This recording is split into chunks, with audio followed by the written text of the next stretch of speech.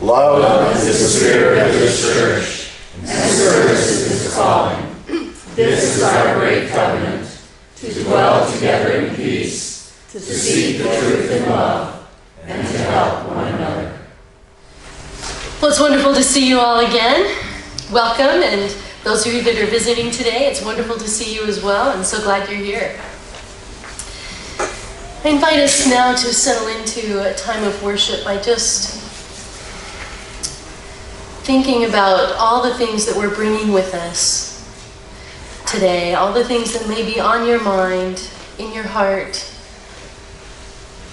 troubles, joys, anxieties. And just take a nice deep breath and breathe through all of those things. Breathe through them all. And come back to the notion of your own personal freedom. The freedom that you have within you each and every moment. I share with you words by Victoria Safford. She's a Unitarian Universalist minister. This is Desert Spring.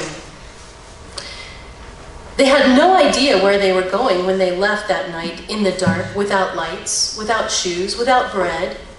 Their children smothered against them so they would not make any noise. They had no idea what they were getting into following this Moses, this wild-eyed one who claimed visions and made promises, but who, after all, could guarantee them nothing except death if they were caught.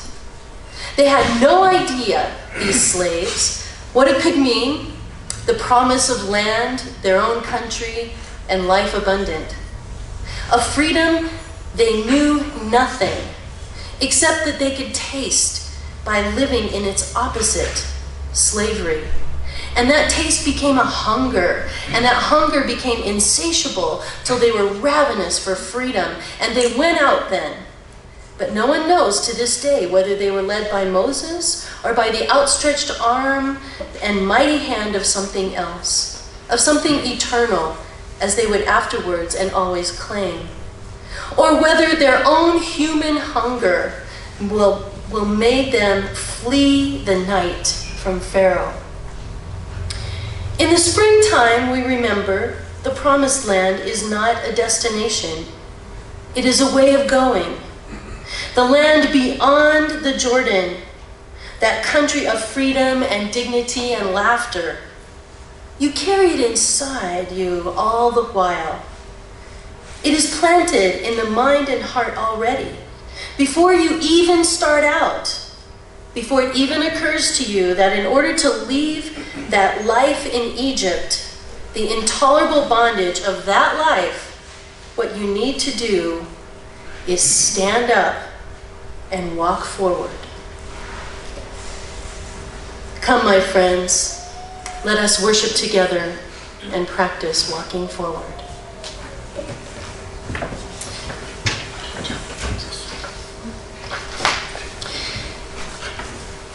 We're going to take a small moment of silence as we meditate on the sound of the bell.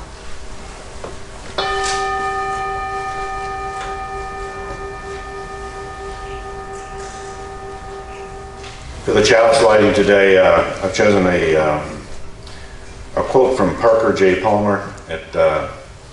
Actually, I didn't just do this on my own completely. I had a little note that said, "Why don't we do something from Parker J. Palmer?" And I said, and I looked up some quotes on the internet, and came up with this one.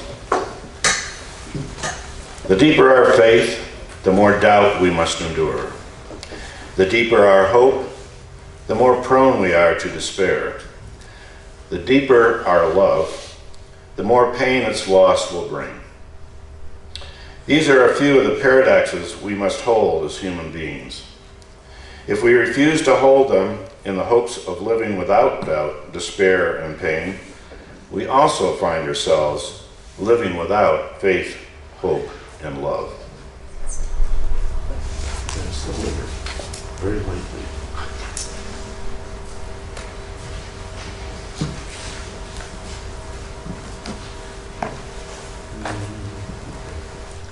Well, I wish I knew how to be free. That is a theme for our lives, is it not? It's a theme for mine. How about you? Anybody else out there? And yet, I've always avoided picking songs that talk about freedom because I have this impression that isn't that sort of white privilege in a way because we're singing about freedom and yet we have a lot of privilege already. And yet freedom is much more complicated than that. I know a lot of our small groups were talking about freedom this month, and they found it to be a challenging and frustrating theme to work with. So the more I thought about it, I found it elusive. You see, I first learned, as perhaps you did too, about freedom when I was a kid, and we studied the Revolutionary War, and I was really proud of our country because we gave everyone freedom. Everyone.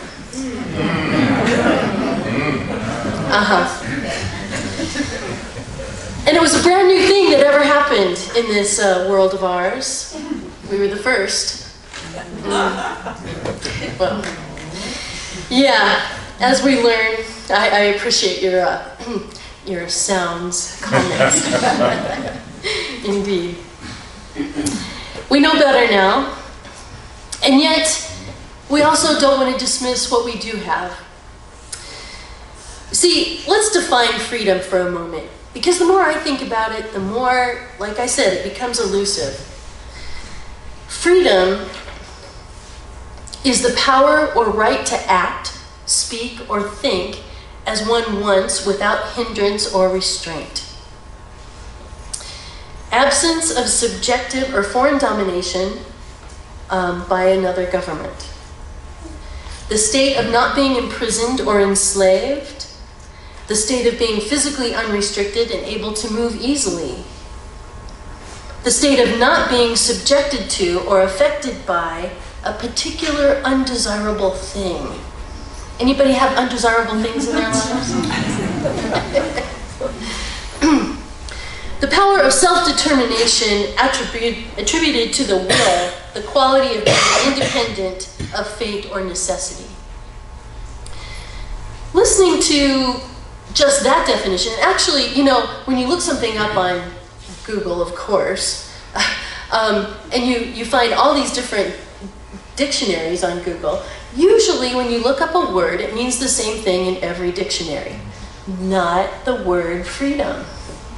It has a wide variety of definitions. So, if you think about freedom, along with freedom has to come other things. And the most dominant thing that I can think of, and that others say as well, is responsibility. When I was a kid, going off to college, I could hardly wait because I thought, oh, now I can do whatever I want. I have freedom. It doesn't take long as a young adult to figure out that freedom requires an equal measure of responsibility and discipline. Well, maybe it takes a while to learn the responsibility and discipline, but at least you know that you need it. Some of us are still learning. But the word responsibility, if you think about it, is the ability to respond. The ability to respond. And the more I think about it, that's a great definition right there of freedom. The ability to respond. When we take responsibility for using our freedoms well, we protect our freedoms. And when we don't begin, if we don't begin to take responsibility, then natural consequences set in and we begin to lose our freedoms. A sad truth that has been hard for many of us to swallow. But I am finally beginning to realize that we cannot leave it up to others to protect our freedoms, the ones that we care about. And it is a huge mistake, and it is abdicating our ability to respond, our responsibility. If we don't take action we abdicate our responsibility and we lose our freedoms. Our country and our world are feeling much more dangerous and deadly and out of control lately. Anybody feeling that pressure? Yeah. The last few weeks especially have not felt very good with every tragedy that has emerged. It's heartbreaking. Makes me feel a little out of control. Makes me feel discouraged. It makes me feel really worried about our world today. And I'm guessing you feel that way too. So where do we start finding answers? There's absolutely no question that people of color deal with major systemic problems of racism built into the very fabric of this country.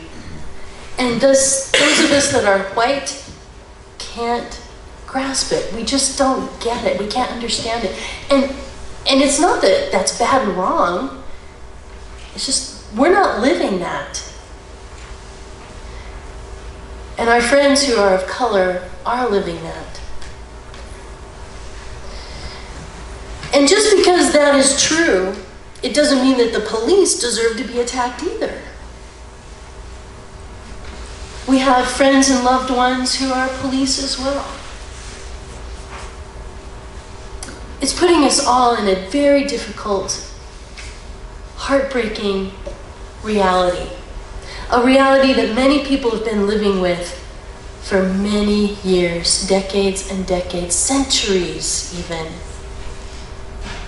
But it's coming to the front for us to deal with now.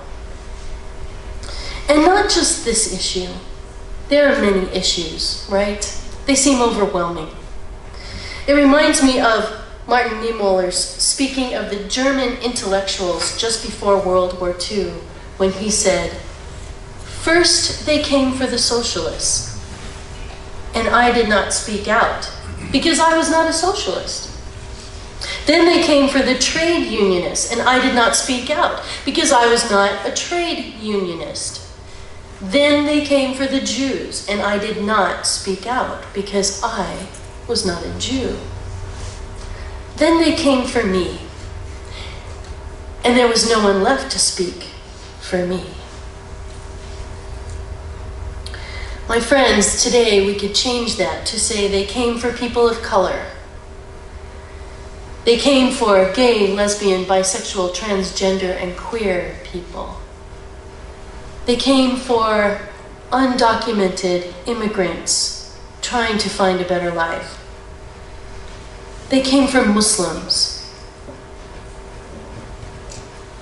peaceful Muslims, wonderful, beautiful families of Muslims.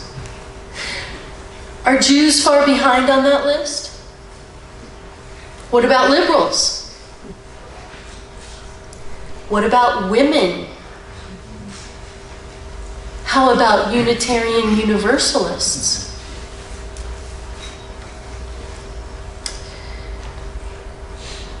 So my friends, these are not freedoms we need or want to abdicate any longer, or take the risk of abdicating. So we, all of us, need to work together to stand up for each other and build coalitions of people, work with groups that already exist.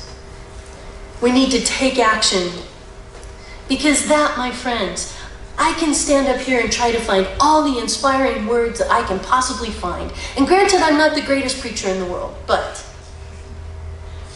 even if we had the greatest preacher in the world, it won't make a difference if we don't take action. Amen. Thank you. Anybody else got an amen for that one?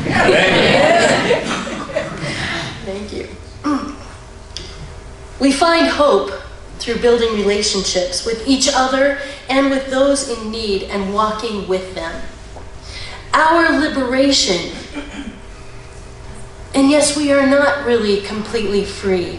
Our liberation is bound up with everyone's liberation who is oppressed. Not one of us is truly free until we are all free.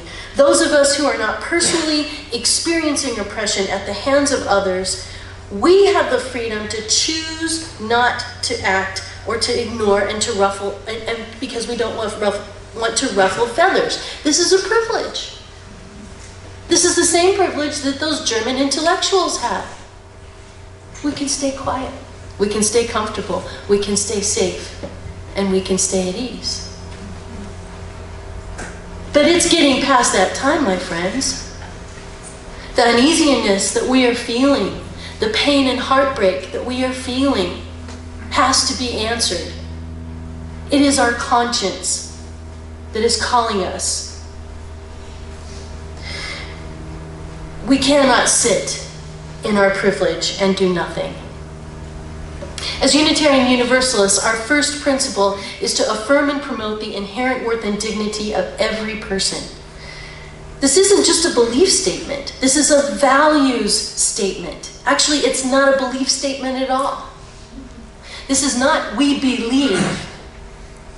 This is a "we agree to" statement. You and I have made an agreement with all of the other Unitarian Universalists in the world to affirm and promote the inherent worth and dignity of every person. Every person. So this is a value, and it comes from the understanding that when we work to defend the freedom of all people, we work to keep it for ourselves as well. Our entire faith tradition stands on the foundation of freedom and equality for all people. This is why we have a very long history of being involved with social justice issues. A number of our other 7 principles speak to the importance of freedom. I believe it's our fourth one says justice, equity, and compassion in human relations. We have the right of conscience and the use of the democratic process within our congregations and in society at large. Is that not working towards freedom? The goal of world community with peace, liberty, and justice for all. And respect for the interdependent web of all existence of which we are a part.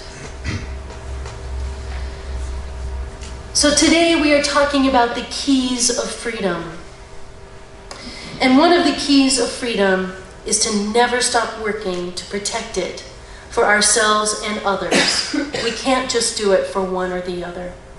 This is a hard road, and it is a huge challenge. I'm feeling that pressure to take on that challenge. Are you? I think you probably are. In fact, I know a lot of you are because you've spoken to me about it. You're like, let's get going. We've got things to do here. And I'm hearing you. We do. And we know that there are powerful forces out there that will work against us, as there always have been. And it is easy, my friends, to get burned out and discouraged and to lose hope.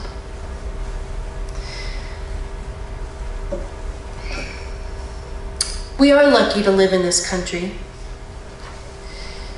And yet, even with the limitations happening in our country, we also have our own challenges with our own personal freedom. We create our own limitations, even prisons for ourselves, just with our thoughts in our heads and the actions we choose to take or not to take. I'm guessing that each and every one of us is pretty intimately familiar with our own prisons.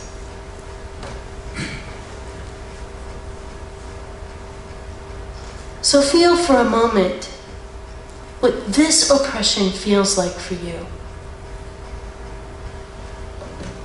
To me, it feels like a tightness, a closing in, anxiety and suffering.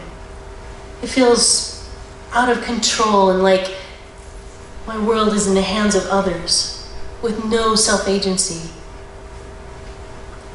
My own personal freedom and universal freedom is I'm completely unaware of it. So now take a moment and think about what freedom, your own personal freedom, feels like. We all have it within us. It's there, even when we don't feel it or see it. Feel it now. For me, it feels like room to breathe, like ease and happiness. And freedom feels like being empowered to take action. Feel that freedom. We all have it.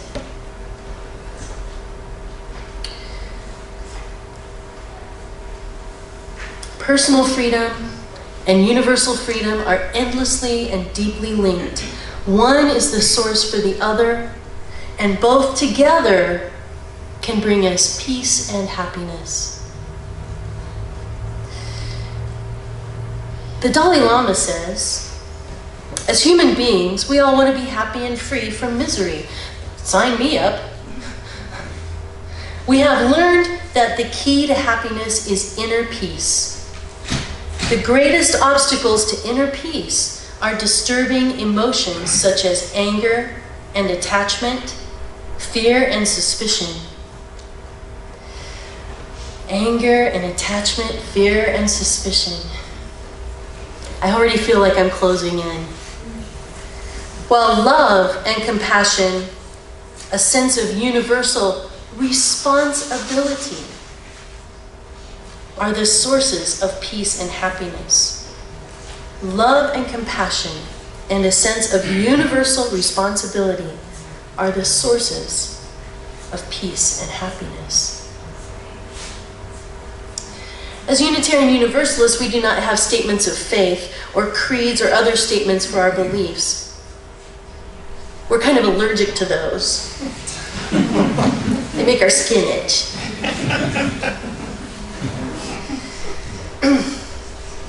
But this gives us freedom to think for ourselves and figure out our own beliefs without being told what to think or believe.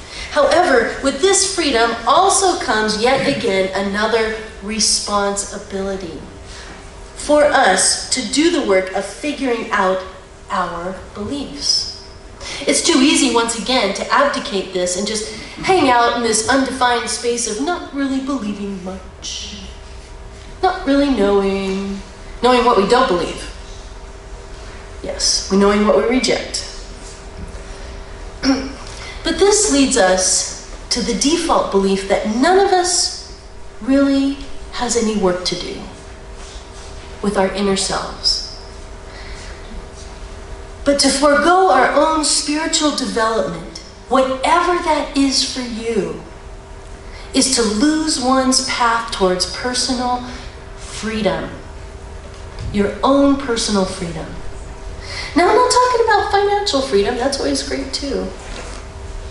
I'm talking about finding your best way to transform the negativity that lives in your head and in your heart. Another quote from Parker Palmer. Afraid that our inner light will be extinguished or our inner darkness exposed, we hide our true identities from each other. And in the process, we become separate from our own souls. We end up living divided lives, so far removed from the truth that we hold within that we cannot know the integrity that comes from being who you are.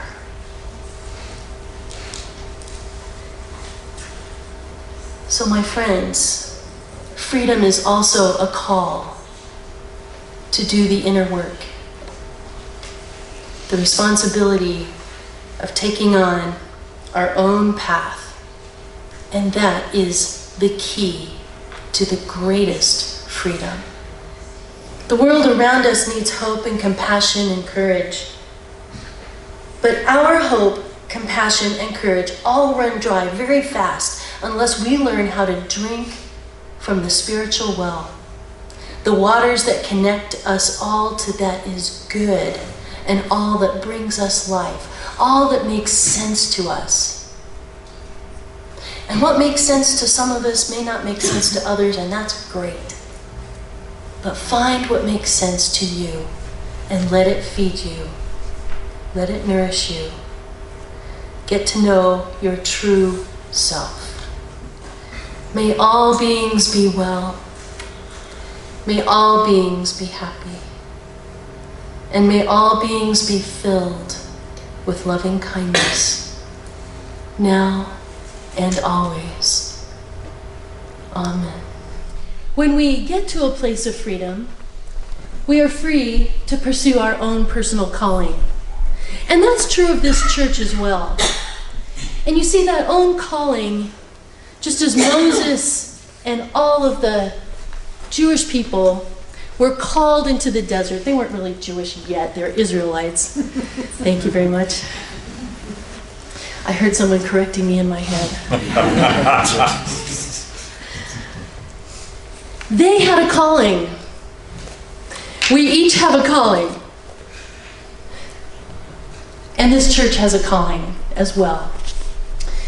A favorite quote that I found is when the place God calls, and I know God's an issue, that's a word, you can replace it. How about love? Life. The place that God calls you to is the place where your deep gladness and your world's deep hunger meet. That is one's calling. The place God calls you to is the place where your deep gladness and the world's deep hunger meet. Now, if the word God is an issue for you, how about the word life? The place life calls you to is the place where your deep gladness and the world's deep hunger meet. And we don't have to wait until everything is perfect within us. Anybody got that down yet? Yeah, me either. And neither does this church. Our situation is really tricky right now, as some of you may know. The truth of the matter is that we have a facility that has a miniature golf course that we do not use, which is a lot of land. And we have a lot people joining the church all the time, and it's an exciting time, but we don't have the money to sustain this, our whole situation. Now, I'm not here to ask for money right now. You have some, oh God, here she goes. That's not my point. My point is, this is a long-term issue. You'll be hearing more about it from strategic planning and from the board. They will continue to share all along the way.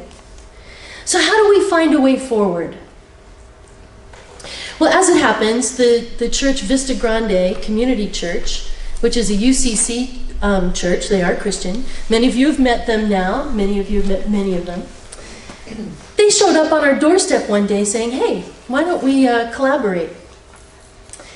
And that's such a great idea. It's amazing. I don't know how it's going to work or if it's going to work. There have been no decisions made, just so you all know. We're exploring it, and we'll keep you informed and keep you posted. That is, if you happen to open the emails we send you and show up to talk about it and that sort of thing. We can't take responsibility for that, no matter how much freedom we have. But with Vista Grande, it still doesn't solve our issues and our problems. So what do we do? Do we just give up and say, oh, well, it was a nice try? Well, that's not my cup of tea. I don't think it's probably yours either. So we have a big, bold vision that we can step into. Because you see, this isn't just about, okay, how do we survive? How do we get by? Let me tell you something. Churches all over the country are facing exactly what we are facing. And if we approach it from a perspective of, okay, how can we patch this together just so that we can survive? We are going to die. There is no question this church will not make it through the 21st century. No question. It probably won't make it a decade. So we have to think big, and we have to think bold, and we have to reinvent how church is done. Church is becoming irrelevant for a lot of people. It doesn't make sense to them anymore. They've rejected it. Hopefully I'm not telling you anything you don't already know.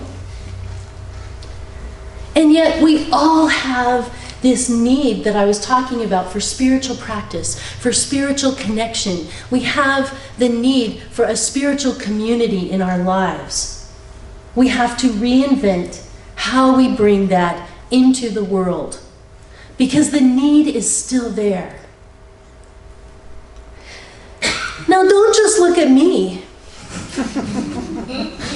I don't have all the answers, and I don't want to have all the answers. This is something that you and I need to do together, and to make something amazing. Now, I have had a few ideas. I know a number of others of you have had a few ideas. So what if we look at all the problems that are happening in the world and think about how can we come from our joy, our desire for healing, our desire to make a difference for human beings, for people who need help. How can that call us to the next solution? So what if we invited yet another congregation to join us? Maybe the Muslims, maybe a Jewish congregation, maybe a Buddhist congregation, or maybe all three or four. Now we might be thinking we're outgrowing our space here, Dana. And you might be right. But we have to think big. Think about if we created an interfaith center. An interfaith center that brings new life. Oh, I didn't really mean to use that. New life. A whole new meaning to new life, to Colorado Springs.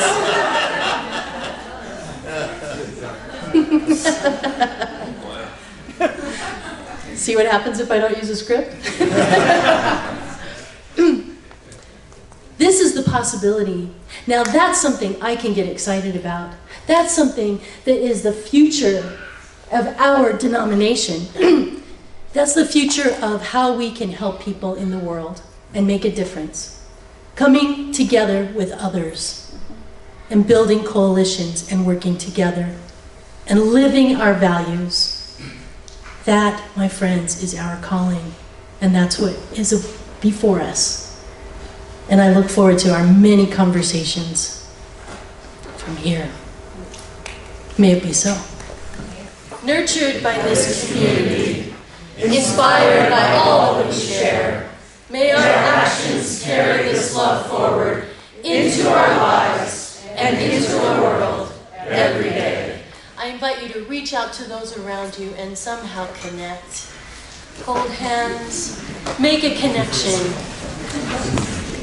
For we, my friends, are in this together. Yes, we want freedom. And with that freedom, we have the ability to take action. May we embrace our responsibility. And may we bring greater freedom into our lives and into the world, now and always. May we make it so. Amen. Go in peace.